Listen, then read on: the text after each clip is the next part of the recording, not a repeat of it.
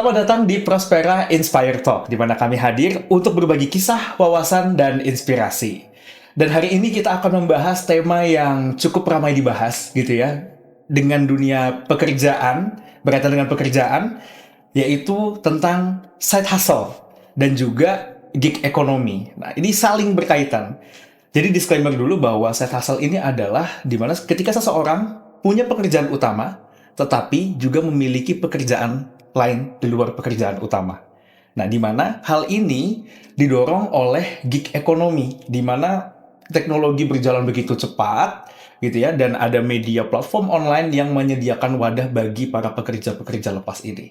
Nah, di kesempatan hari ini, saya nggak sendiri, saya juga bersama dengan Agnes sebagai pelaku dari side hustle. Mungkin boleh disapa dulu penontonnya. Hai semuanya, aku Agnes.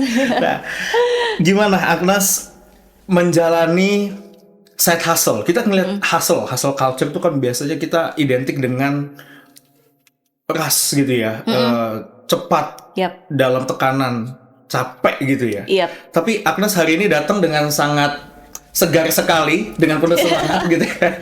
Harus semangat dong, Ya. selalu dong. Agnes kan juga kerja kantoran gitu ya. Betul. Mungkin pertanyaan yang pertama adalah bagaimana Agnes bisa membagi waktunya dulu nih? Karena kalau kita bilang freelance, pasti kan waktunya sangat fleksibel ya. Betul. Nah, dan juga mungkin boleh diceritakan Agnes side hustle-nya ini di bidang apa sih? Kalau side hustle yang aku lakukan sekarang sih sebenarnya di bidang digital marketing. Oke.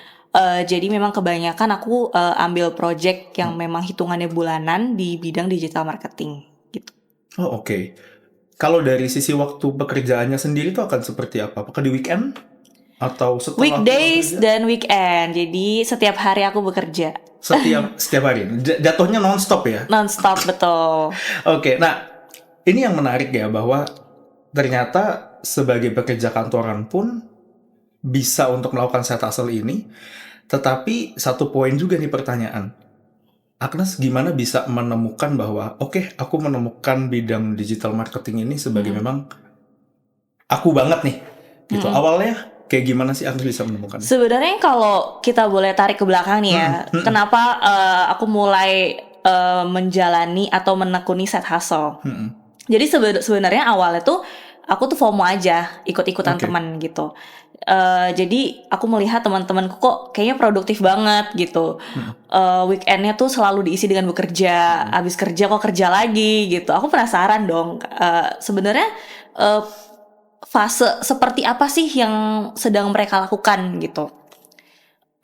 Terus kemudian akhirnya aku menemukan bahwa ternyata mereka tuh punya side hustle gitu. Akhirnya aku mencari tahu, aku gabung di beberapa komunitas. Terus juga aku follow beberapa influencer di sosial media dan yang di mana mereka memberitahu bagaimana caranya untuk memulai side hustle dari nol, from zero gitu. Akhirnya aku mencoba. Ya untungnya waktu itu pas aku sudah mulai mengikuti alurnya, mengikuti apa yang mereka rekomendasikan, ya akhirnya pecah telur juga gitu. Dan itu menjadi batu loncatan untuk aku sendiri sih, untuk scale up my skill gitu. Nah, Agnes, penonton juga mungkin penasaran nih, sebenarnya motivasi Agnes untuk memilih side hustle di bidang digital marketing itu apa sebetulnya? Sebenarnya pendorongnya tuh ada beberapa ya. Mungkin aku ngejelasin. Yang pasti sih terkait aku mau scale up my skill. Itu yang pertama. Yang kedua, income tambahan. Pasti siapa sih yang nggak mau dibayar sama dolar kan? Pasti. Betul kan? Apalagi in this economy gitu. Iya kan? Cuma ini menjadi menarik ya. Kerja 9 to 5 gitu ya. Mungkin kerja 9 to 5 ada tambahan lagi pendapatannya dalam bentuk dolar. Betul. Mungkin teman-teman juga beberapa mungkin lebih familiarnya freelance yang bayarnya mungkin masih dalam bentuk rupiah. Yep. Gitu kan. Mungkin boleh dilanjut tadi, Agnes, gimana? Yang pas dan yang terakhir yang ketiga itu kita mendapatkan network gitu. Jadi karena memang ini project based, jadi kan pasti kita dapat klien yang memang projectnya itu bulanan kan. Jadi itu juga termasuk network juga sih buat aku juga gitu. Ya, dan ini menjadi menarik sekali. Digital marketing ini berarti berkaitan juga dengan pekerjaan Agnes di kantor kah? Atau totally berbeda sebetulnya? Hampir mirip. Cuma bedanya memang kalau di side hustle ini aku mengerjakan semuanya sendiri. From A to Z, aku kerjain semuanya sendiri gitu. Jadi memang agak sedikit berbeda dinamikanya gitu. Jadi itu juga jadi challenge sendiri sih buat aku gitu.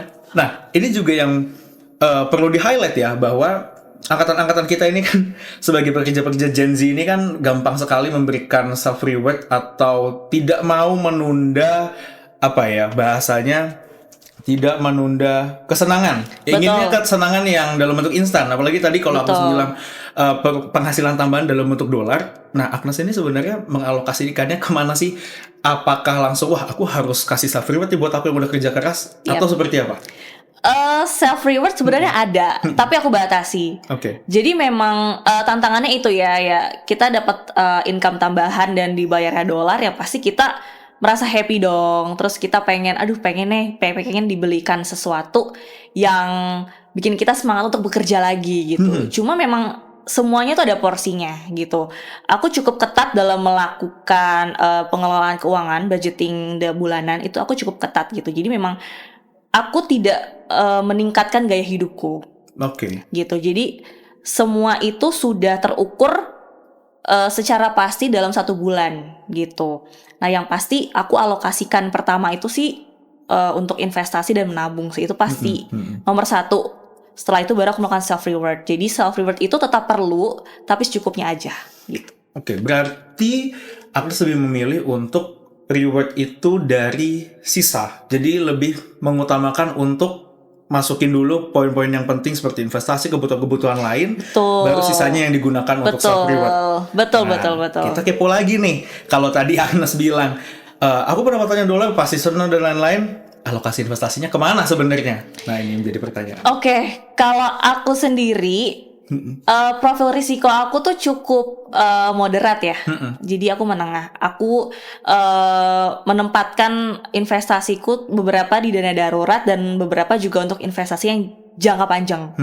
Kalau untuk dana darurat aku lebih suka ke reksadana pasar uang. Dan kalau untuk yang jangka panjang aku lebih suka ke reksadana campuran. Seperti itu. Oke. Nah, sebenarnya nih dari sisi Agnes sendiri kan kalau ibarat meja gitu ya. Kakinya jadi tambah banyak nih. Karena pendapatannya jauh lebih kokoh gitu ya, kalau kita bisa bilang. Nah, Agnes sendiri sebetulnya